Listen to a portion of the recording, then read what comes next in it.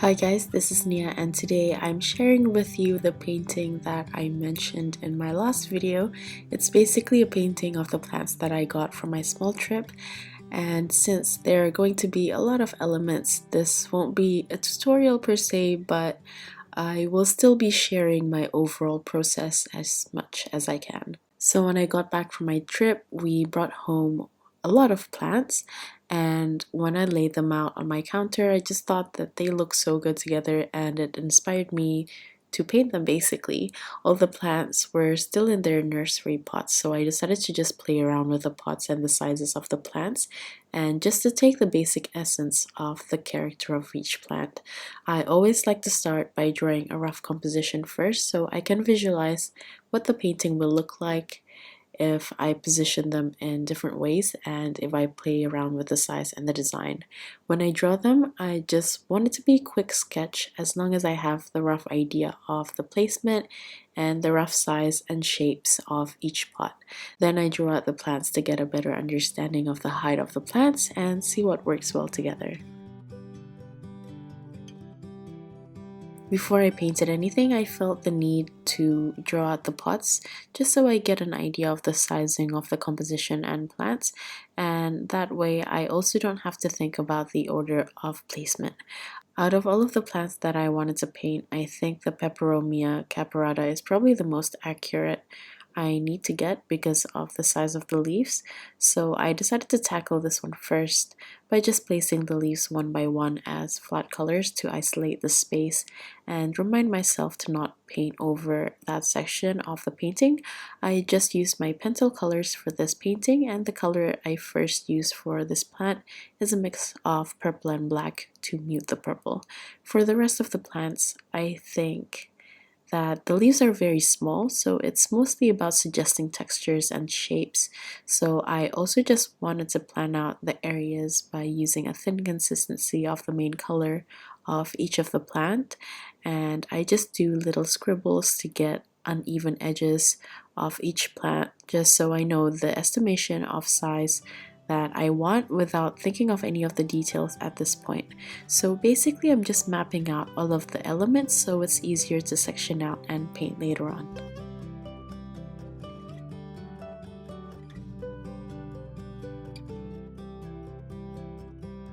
For the next step, I still tried to keep it simple, but this time I want to suggest the shapes of the leaves. This doesn't have to be detailed in any way, so as an example for the string of pearls, I just paint flat circles in different sizes and then placing them in the area that I've allocated for them. For the ogon, since the leaves are very small, I just do little dots with the tip of my brush to get a rough texture of the bushy leaves. And then moving on to the Sansevieria, since the plant is more sturdy, I want to make sure I clean out all the areas from the bushy plants, so I decided to paint it a bit more detailed compared to the previous ones, but still quite flat and something that I can still build on a bit later on. But I want to make sure that I have the yellow sides of each leaf, so I've just allocated it this way. While I paint the insides of the Sansevieria, I also ended up adding a bit of the pattern and just taking advantage of the damp surface. But I'm still doing this slightly so I can clean out any areas and build on the intensity when I need to. After that, I just went back to suggesting textures for the rest of the plants, like the Calissia rosato plants. Even though the plant that I'm painting right now and the one in front of it is in the same family, which is a Calissia, they do have different leaves, so I still try to recreate the shapes of the leaves separately and in the colors that they're in. I'm still doing this simply though, and I'm not going to overwork it at this point. I'm just allocating the spaces but adding a bit more detail so I know specifically where to build on.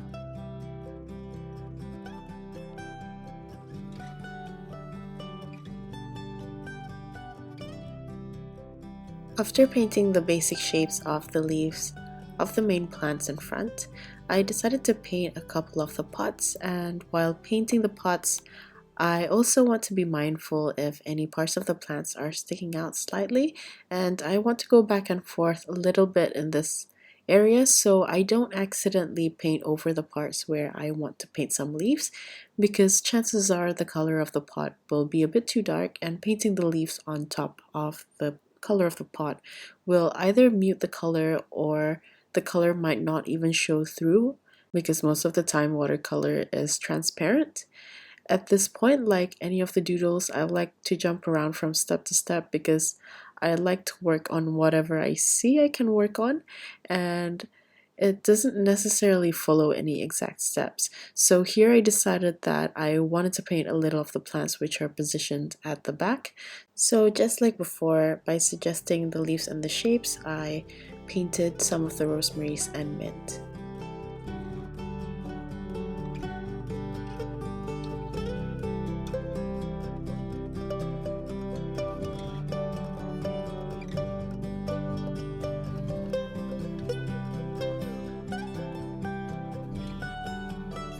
Then here I use some of the greens that I already have on my palette to add to the string of pearls and some greens on the calycia.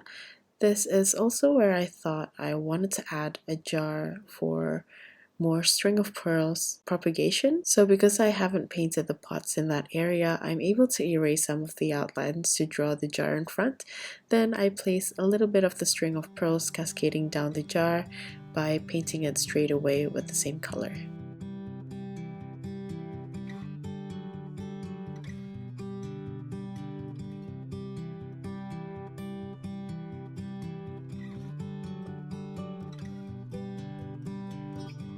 And after that, I decided to start adding more leaves to the plants accordingly to add more body and density to the plants and adding a bit more detail layer by layer. I think at this point I jumped around from plant to plant, making sure that the intensity and details is fairly even all throughout the painting.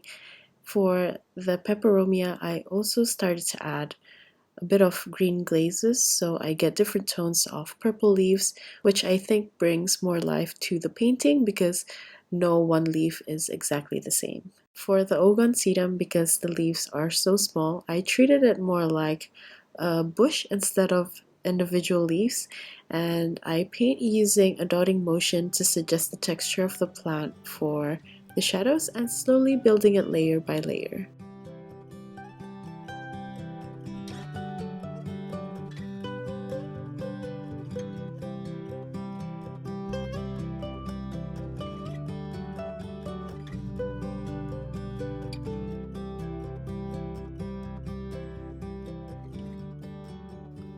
Now that I've painted most of the plants and I'm happy with the basic shapes, I want to go back to painting the pots so I can match the intensity of the color on the plants.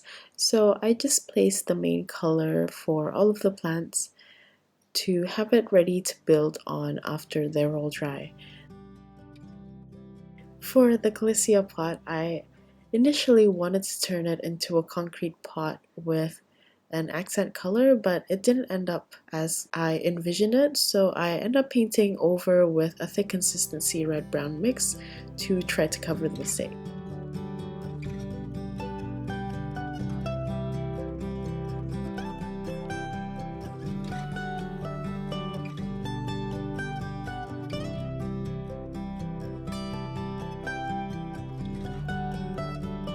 Then I'm going to move back to the plants again and start adding details to some of the plants. I'm going to first intensify the green of the Sansevieria because it has such a nice deep green color outlined with a very yellow green. And I use my small brush to give more distinction to the pattern because it's a bit easier to control the water and the strokes.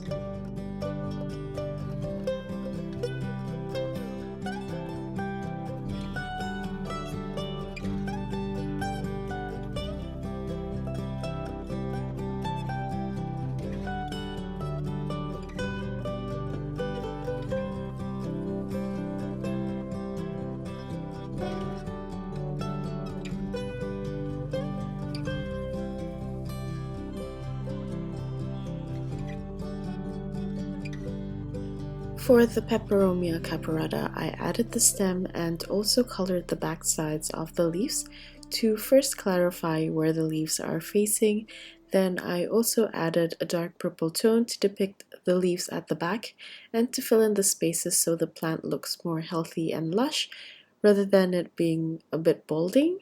Then I also decided to add the distinct veins, and because of the nature of the plant, the leaves are quite rounded. So to depict that, I used curved lines instead of straight lines to paint the veins, and this will create the illusion that the leaves are slightly curved. At any point of the painting, I also like to add on to certain layers to increase the intensity of any parts of the painting whenever I spot them. And as for the jar, I'm keeping things very simple. I just want to outline it and paint light gray on the areas at certain edges of the jar. I want to keep everything fairly simple because I am painting a larger composition which includes more elements than what I usually do, so I don't want to add too much detail to every single element. Now that I've got most of the shapes down, all I need to do is to add more of the darker tones to bring the lighter tones out of the plants, which are placed at the front. As for the mint leaves and the rosemaries, I'm going to paint this in a loose way so it doesn't take away from the plants at the front, which are in my vision more focused than the ones placed at the back.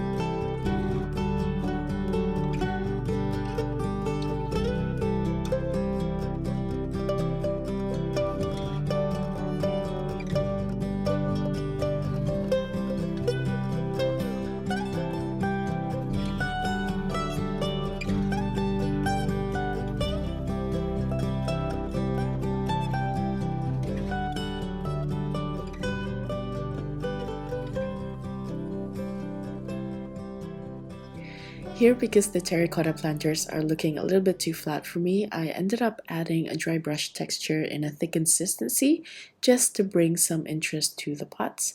I also added a bit more detail to the basket texture because I feel like that part of the painting has too small details which are blending too much with the plant itself, and I tried to balance and separate them by adding thicker lines in between the rows of the basket.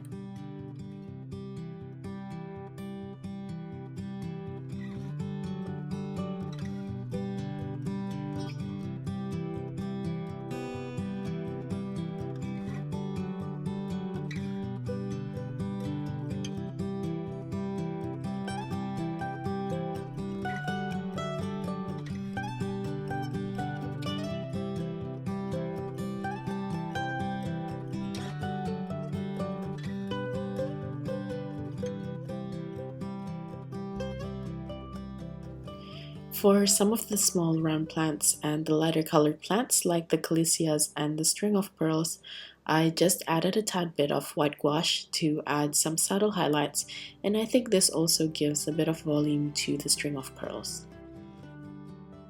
I decided to also add some splatters, so I used watery yellow-green color and I tried to flick the brush and create the splatters.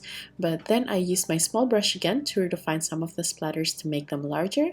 I just basically used the splatter to help me give random positions, and while painting the circles, I also like to play around with the size so it looks like little light orbs surrounding the plants.